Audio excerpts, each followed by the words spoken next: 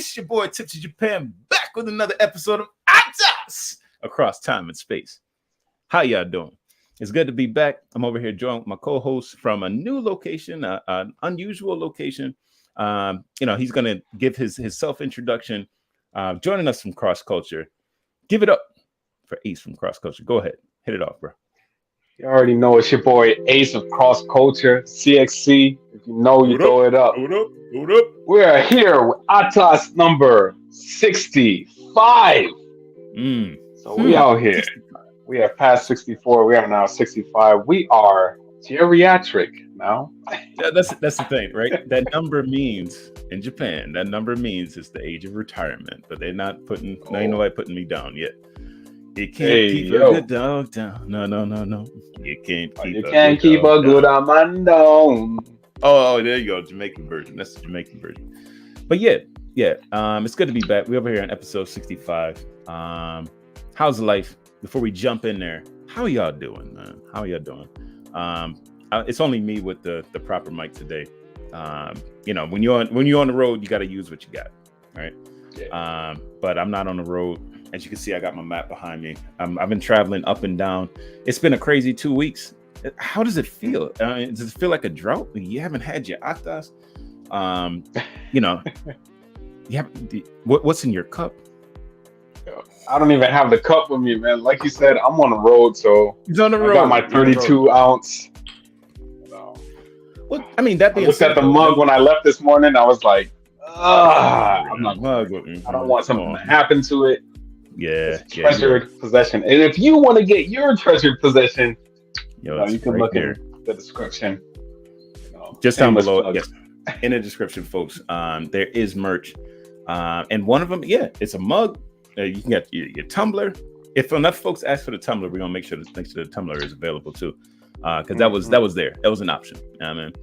But yes, we're gonna get right into the business today. We read in chapter 11 of Yuval Noah Harari's Homo Deus. So I'm gonna go ahead and put that banner up there. And last week, just to recap a little bit, we were talking about dataism, a little bit about AI and the direction that it's going. A lot of you said that episode, it was kind of hitting, and we appreciate that. The question is, where is dataism going as a religion? To share or not to share is the soup du jour for today. We're really looking at this idea of, if you share, then, your content has meaning. If you don't share, then it doesn't count. Looking at humanity as a data processing system. And the reason why, we have our sovereignty, the reason why we're at the top of the food chain in that regard is because we can get our information into the Internet of Things. The Internet of Things, and then and share it. So the better you are at sharing your data, the better you are at getting it to the internet to connect to everyone else and connect everything. Then you're more important as a system. You have higher value. It's a different way of thinking. And the author was saying that it's going to take a couple years. It could take 10, 20 years before that becomes the underlying current in humanity's kind of race here. But it was a very interesting chapter. It's not done yet. There's a little bit of juice at the end. I wanna just hit on something because I was talking to multiple people who seem like they might be interested in starting to listen to the podcast, and what came up is the fact that this author is talking about AI and how it will be portrayed in the future. Mind you, this book was not written yesterday. Mm-hmm. This book was written a few years ago. 2016. So it's funny to see how, 2016. It's funny to see how these things are playing out very close to what the author has written so many years ago. Like, it's a little trippy for it to be coming true 7 years hence, you know. Yeah, it definitely is. Yeah, I mean, for something that was written almost 10 years ago, like I don't see anything deviating from the reality that we've experienced. You know, it's not like things are going some other direction. In a sense, it's almost like a prophetic text. Like you could just look at it and say, all right, well, this is exactly the way that things are playing out.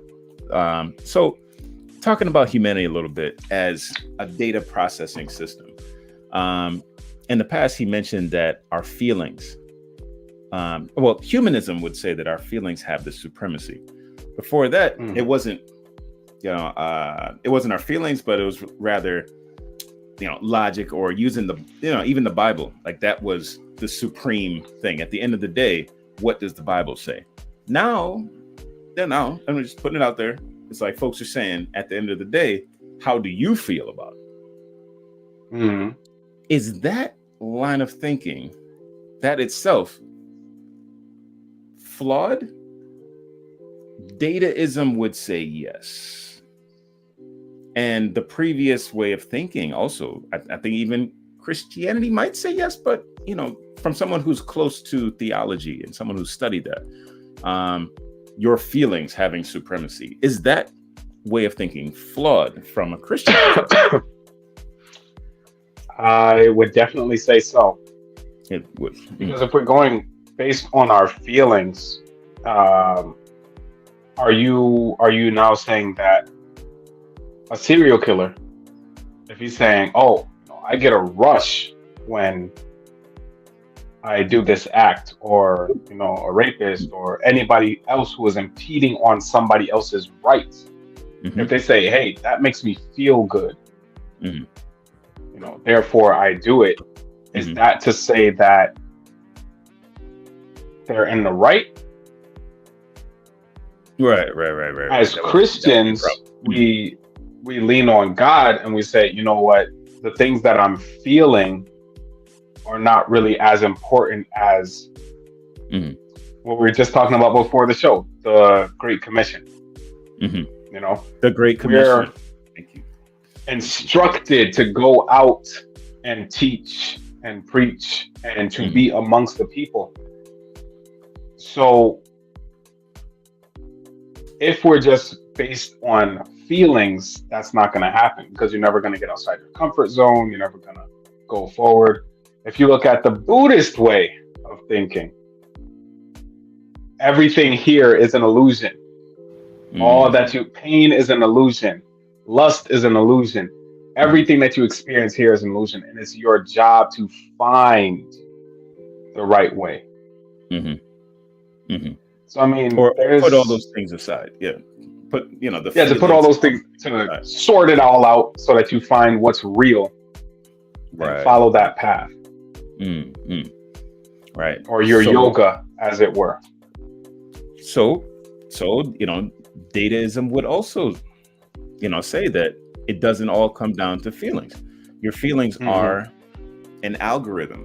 Humans can process the data, and they'll process what's going on to them in that moment using their limbic system, and it's very advanced.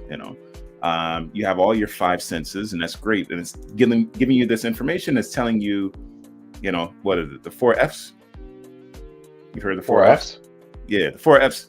A good brother of mine put me onto the 4 Fs last night, and it's just good conversation. But that's what humanity does. We share things, and then it ruminates in the mind a bit. We chew on the cud, and then it just comes back out as something a little bit new. Creativity, right?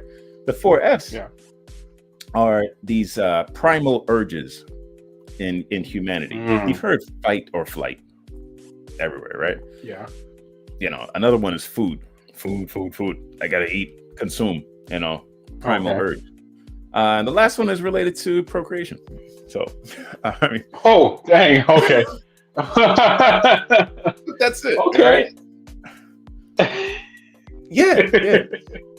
So the limbic system it's very sensual in that sense. Like, it's very carnal. It's very direct. It's the fifth F. The Bible will call it the flesh. All right. It's what the flesh is telling you to do. And, I think, Christianity helped to give us the mindset that we have to rise above those 5 primal urges, and really tap into, divine inspiration and divine understanding and listen to these gentlemen thousands of years ago who put it together in a good book and, were inspired by God. That's the understanding. So, yeah, this idea that there's something above the original, right, was already there. But humanism would say that, no, these older people that wrote those things at those times.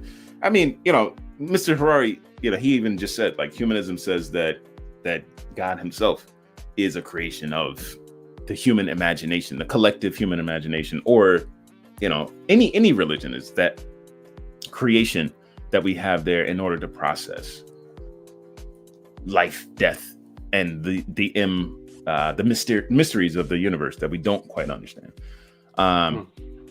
But dataism, this idea of dataism and using algorithms and mathematics and sciences, everything can be understood if we have good data.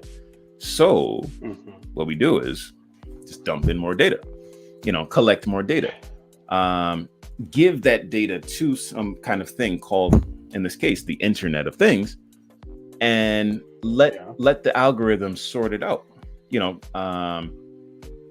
That's the idea.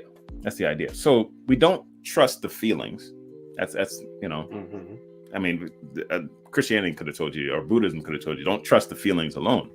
Humanism tells you trust the feelings, and trust humanity, whatever's for the greater human good, as long as you don't impede on someone else's rights and all those things. Humanity is sovereign. And then the second commandment, trust your feelings, right? But humanity is sovereign, so you can't kill anybody, can't steal from anybody, can't impede on anybody. Dataism would say that the algorithm itself is the greater good. The flow of information is the greater good. So how important is it to let information flow, right? That's why we have these new acts like the Protection of Information Act and the things that are being legislated right now are for intellectual property. Like your ideas, the data is protected. We talked a little bit about blockchain last week. That whole technology is to make sure that data is verified and that it's protected, right? Not protecting human lives, but protecting your data and the lifeline of that data, or the it's not lifeline, lifespan of the data. So the person who made the RSS feed, they talked a little bit about him because we're doing a podcast right now, so this is related. Aaron Swartz, right? Very, very radical, revolutionary there. How did you feel when you heard what he said about, like, he killed himself, committed suicide, genius. But how do you feel about his mission to share that data? Was he off? I mean, when we're looking at dataism, the thing about it, and I don't know if you're going to hit on this a little bit later, but the only reason that we're valuable to dataism is because we contribute directly to the data, or we give our data directly to. So the whole RSS feed has definitely revolutionized podcasts. Once you have your RSS feed number or identifier, then you can put that basically anywhere that will accept it. And that's great to perpetuate and share this data easily. So it's not like, oh, well, where can I find the podcast? Different sites you scroll down and you'll see RSS. It's an orange button with white lettering. Super simple. It just says RSS. Do you understand how that works? Because I still don't really get it. Like, where is the data? Look, my side of the podcast is to get the podcast out there, and I still don't know. I know that we have one, and I've tried to use it, but it has not been successful. So I'm still kind of like, okay, RSS feed. I know that it's more so that you can put everything in one place. Mm-hmm. So if you have an RSS feed, say somebody takes our RSS feed number or identifier, they can copy that and put it so that wherever they get their podcast, if they have a third party client, they can take that and then boom, all right, you're going to get the RSS feed from this podcast. Right. But where was the podcast itself in the first place? Like, we just created it. This is what's happening right now. We're creating something that's a flow. It's going out there, and it's landing on YouTube. Right. That file's on YouTube, and then that file gets shared to every other platform. I'm like, we use. All right. I mean, I know we do need to catch up a little bit on our podcast. We do need to catch up on the audio side. On the audio side, but so it's going on to Spotify, and then they have it. But then the Spotify is what has the RSS feed, because remember, our podcast is on 2 different channels, so it would need 2 different RSS if we were to go that route. But because we merge them onto Spotify has the RSS feed. So anytime something is uploaded, that RSS feed kind of refreshes. And then that's what gets put out. Okay. All right. So my understanding, like I said, I'm still kind of So an RSS feed it's a file. No. Think of it more as a web address. It's a web address. Okay. So it's a place on the internet somewhere. Or it links back to wherever the originating thing is.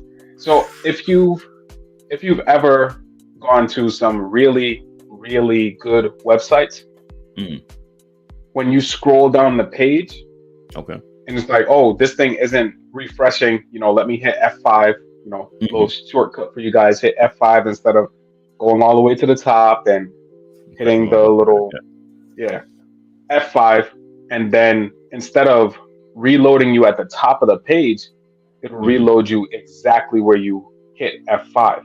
Okay. Think of it like that. Once new information comes in, it's refreshing and it's putting you a little bit farther down the page. Say, this is the newest information. This is the newest information. This is the newest information. All right. So, and this is the newest. This is the newest audio that's out there. Yes and no, because it would have to be on Spotify. Depending on All right, so we got this information that's flowing on. That's the idea.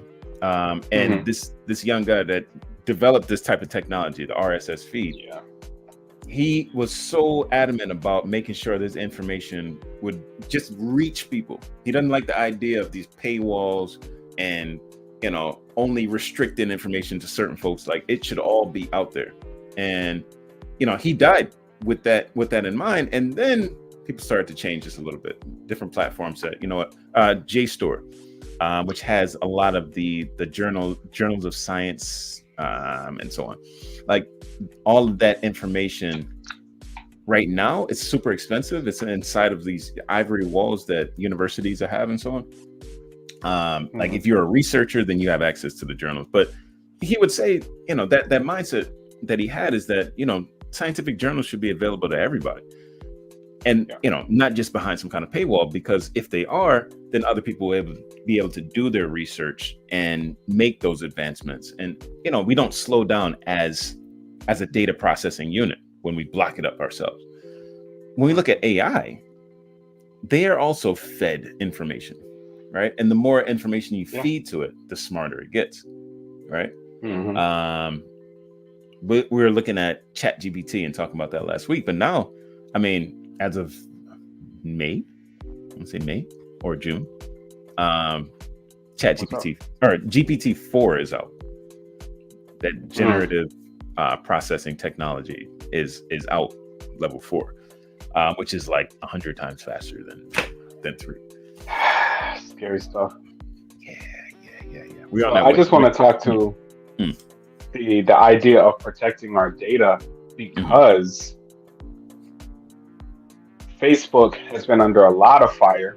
I don't know if you knew, but that's why Facebook had to change its name to Meta. They're trying to rebrand as Meta because there was just so much bad press when it came to data protection with Meta or with Facebook. So he's like, okay, well, we're going to change to Meta. ChatGPT has a class action lawsuit against it already because it scrubs your data, and nobody gave it permission to do that. Therefore, you don't give it permission when you sign up? Like, I know you don't sign up, but no. Apparently because right now it's on my phone. Ooh. I didn't give it permission to scrub any data.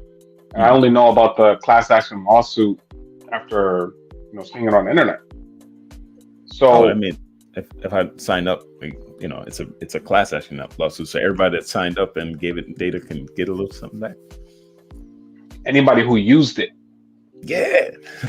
Yeah, anybody who used it. So I mean, I don't know, when you use ChatGPT, or when you find it, or you sign in or start using it, does it say I agree to the terms and conditions and all of that stuff? Or is it just there and you type in and no. You have to sign in first. You can't just use it without signing in. And signing in means that I agree to the blah blah blah blah. So I didn't see how they could. Okay. I don't know, but if they're saying that the terms and conditions didn't rightfully state that your data would be protected, or that this data would be used, or every time that you sign into it, it's going to know your IP address or something like that.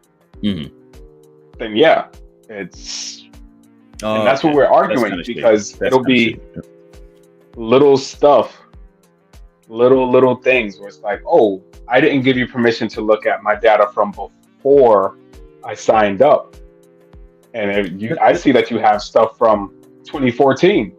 That was before your inception. So what's going on? Stuff like that. The thing is with data, and I mean we get into talking about this itself exclusively, but when data is tokenized, it's already scrubbed for like names and confidential information. So the remaining part, like demographic data that they can use to do like some real data mining, you don't have the protections that you would originally. Like, and this also depends on the country too. But I was looking into that, like as far as in Japan, right? If you're going to work at a school education institution, and this is what I do, right? I'm working in that industry. The prefecture will ask for your resume. They'll ask for your name, your address, everything, like phone number, former tax information, all that stuff. And it's like, I want to work at this school. So I give that school my information. The school requests that information from me on behalf of the prefecture. So you have to give it to the prefecture. Like, what are they going to do with that data? It's just to verify. Just to verify, you are who you say you are. If you want to work at a university, for example, they want to know everybody. They basically, if there's an audit, you say, all right, well, who is that guy? Where did he come from? Then we can get the information right away. So as a foreigner though, it's like you don't really know where your data is going and what it's being used for and when it will be destroyed. You just know that you're being asked for it, and if you don't give it, then you don't get a job. Yeah. So the free flow of information is given greater value. Like, it doesn't matter what kind of teacher you are. It doesn't matter what you might be bringing to the table. If you're not willing to let your data flow freely, then you don't get it. That's the story, right? And I'm wondering if it feels that way in the States too. if you're not willing to click yes when you install something on your device, oh yeah, how elastic is it? It's been said that that's the greatest lie ever told, or the most common lie, I should say. Mm-hmm. I agree to all the terms and conditions because nobody's actually looking through them. They're just like, okay, well, I want this service or I want this product. Therefore, sure, I agree to whatever. Yep. And a lot of people can get in trouble when it comes to lawsuits and things like that. When they're like, hey, I didn't give you guys permission to have my picture as part of your promotional materials for your website. So, well, actually, if you see in subsection J, Article 5, you did. Would you say? Like, I didn't read that. Well, you agreed to all the terms and conditions. That's it. Boom. That's it. I mean, when it comes to jobs, especially where I am right now, people will bend over backwards to get the job. I've seen people give up religion. I've seen people give up some of their morals. I've seen people do some crazy stuff just to keep the job. I mean, for my job, I had to do a full background check. Fingerprints. Like fingerprints. Hand it over. Yep. Most places, drug tests, but you have to give them your waste. Yeah, had to do that too. I mean, okay, there you go. That's what it is. Nothing is sovereign. Your data is what they want, and we're only going to use it for these purposes. But this brings me to what's going on right now. The hottest thing on the internet. The sign up was 10 million. On the first day. How do you feel about that data? I mean, I don't even have a banner for that, so I'm just going to call that freestyle. How do you feel about this new platform? I mean, an app by Instagram. We're talking about Threads, folks. Threads. Yeah, the replacement for Twitter, basically. That's all I see. Is the data? Is the type of data that you're putting out matching what they're doing through Threads? Is that going to be the new playground? I have no idea because I haven't even looked at it yet. I've heard people talking about it, but it's also by Facebook or Meta, formerly known as Facebook. Yeah, mind you, there are people making this joke from a long time ago. Facebook plus Instagram equals FBI. It's a little concerning that they've had so many issues when it comes to privacy and all of that. For them to come out with another platform, it's just like, I don't know. Now's the time. You got to put that up there. Threads is where we're going, folks. Water Post Laser. I'm asking. This is a question, not just for you, of course. Always welcome to answer. But this is a question for the audience. How hot is it? It's hot over here. Hot enough for the students at a very prestigious university to make a presentation about it. I saw it on Thursday. They said it came out yesterday. And it only came out Wednesday. Wednesday. What's going on? By Friday, I'm on it. TPC Japan, look me up. All right, I'm on it. Oh, dang. I ain't playing around. I'm not playing around. All right, because the type of content that we put out over here on TPC Japan is those big three, the spaces. All right, it's all about different spaces, but the table space, the physical space, workout space, and calligraphy, canvas space. Right. So, like, there's a lot of content that I take in. I call it research. And I'm researching stuff and looking at, different angles that people take on, as they're showing the different foodscapes and tablescapes. Like, of course, I'm going to retweet this stuff, right? But my rethread, I don't even know what they call it. On Twitter, if I was retweeting it, y'all wouldn't really necessarily be connected to it right away. If you click the link down in the description, of course, we can be friends on Twitter. But yeah, I mean, with Threads, you're getting direct access to my TPC Japan account, which is out there on Instagram. So yeah, I mean, it's definitely a thing. But how many of y'all are signing up for it? It's really not that bad. I mean, but I don't know what's going on with my data. And it's meta. So right now, the top trending response about Threads on YouTube for one of my favorite YouTube channels that I watch is basically saying Threads looks dope, but I wish it wasn't by Meta. I really wish it wasn't by Meta. The Meta thing is killing me. Yeah, but you still on. I mean, do you Facebook? If you're on Facebook, then you might as well get some Threads. I'm on Facebook because I had to for work. Because they wanted that data. No, it was like they were doing this whole fitness thing, and they're like, "Oh, everybody download Teams, and we'll just do it through Teams," and they never did. So I was like waiting, and then nothing ever happened. So I just downloaded. It was after my Facebook got hacked, so I was just like, "Well, bump Facebook," I don't need it.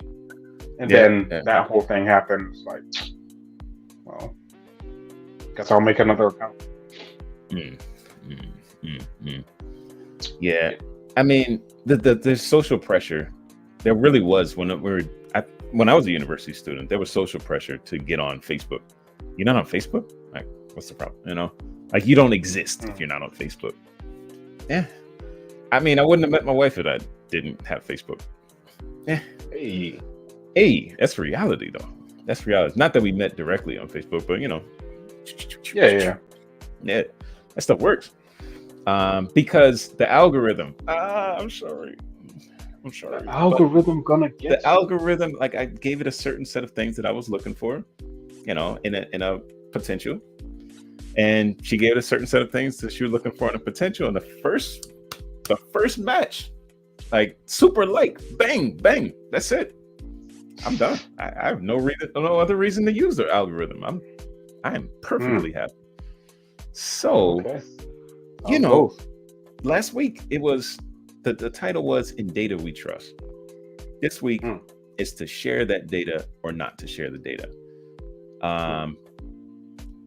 Where does the last question as we wrap up? Where does the line draw? I do not share this. Ooh. No, I will not turn this into data. I won't take a picture. I won't share it through the internet with even my loved ones. If they are not here to see this, where does the line? I don't know. Where's the line drawn? I don't know. I feel like I've already shared so much. And now I have to think, is that line even still there? Because when you first get online, it's like, oh yeah, don't tell anybody your don't tell anybody ASL, age, sex, location. But then people started literally just asking like ASL, like where you at? What you doing? Yeah. Who are you? Yeah. You don't want to say it, then you're strange. Yeah. Then you don't have value. That's what dataism tells us. Yeah. I don't know. I don't think there has to be something that I will not share, but I don't think I've come across that in a long time. Well, let's go back to the limbic system. You got the 4 Fs. We'll say the 4 Fs that are part of the flesh, right? Do you share food? I'll share food. Do you share fear? Not as data. not like put it out there on the internet. Okay, like this is something that I'm afraid of. This is something that I worry about. You know, not usually. You don't share that with others through the internet. It doesn't have to be like here on Facebook, like not let's say Facebook, here on YouTube. Like I'm not on Facebook. About, yeah. You don't share that with. I'll share that person to person online. Yeah. Or only face to face. No, face to face. Yeah, right. Oh, okay. So, like, if the person is directly in front of you, then you can talk about, some things that you're like concerned about. But if they're on the internet, I might share something like fleeting, but I'm not going to tell you my deepest, darkest. I might say, hey, the way that the world is going right now, I am afraid that I will be not here next year. The whole thing with police brutality and all of that stuff that was happening. Yeah, I've definitely voiced that online. I voiced my fears of COVID online, but I'm not going to tell you like, hey, this is my deepest, darkest, I want to put it out there for the internet to see. Yeah. No way. Nah, right. And that's fair. That's fair.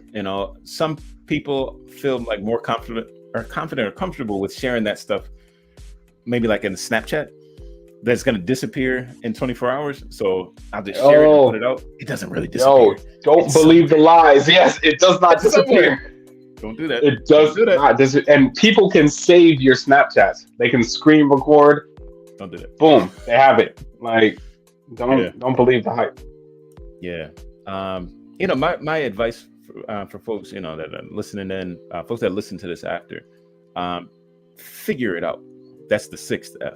Figure it out. All right. You have your whole not hippocampus. No, you have your frontal cortex to sort out all those things that you're experiencing in prefrontal cortex. Prefrontal cortex, right? Yeah. Before the F. All right, frontal cortex to help you sort out what's going on the emotional level, this animal level, your emotions and your appetite, all your appetites. Like, get it sorted out in your mind first, right? Don't just react to this primal urge, the fear, for example, of not having value. Dataism would tell you that, well, if you don't share it right now or get it out there, then you don't have value. No, you do. You do. Mm-hmm. All right. Definitely. And to help you sort it out, one of the best pieces of advice I can give you, of course, praying is part of it, but sorting out what's in your head, it really helps to just get a pen, write it down, and subscribe. Yeah. It's your boy TPC Japan. Do it. Telling y'all that that's what it is, folks. Really appreciate you coming in. Appreciate your comments. We didn't get to all the comments today, but as we wrap up this chapter and this book next time, it's been a wild ride. Really appreciate it. We'll probably have a little in between chapter, in between episode before we jump into the next book. But we love you. If you haven't heard it today, I love you. It's a pleasure. All right. Thank you very much. Ace, head it off, man. Well, you already know it's your boy Ace of Cross Culture. I definitely got to piggyback on that. We have some wonderful supporters. I have people asking me about the podcast all the time. People are listening in. If you're watching this and you're only seeing, 1 or 2 live comments or commenters, just know that we appreciate you leaving a comment in the comment section under the video. Like, it's weird. Sometimes YouTube puts it directly under the video. Sometimes they put it under all of the recommendations. So look for the comment section. We appreciate the comments. I've had people coming up to me saying, hey, I really appreciated that episode of ATAS. I'm like, I didn't know that you looked at it, didn't see a comment. Definitely appreciate the comments. Thanks for the support. Thanks for everything. We're just going to keep it coming. So till next time, stay prayed up. Be blessed. Neat.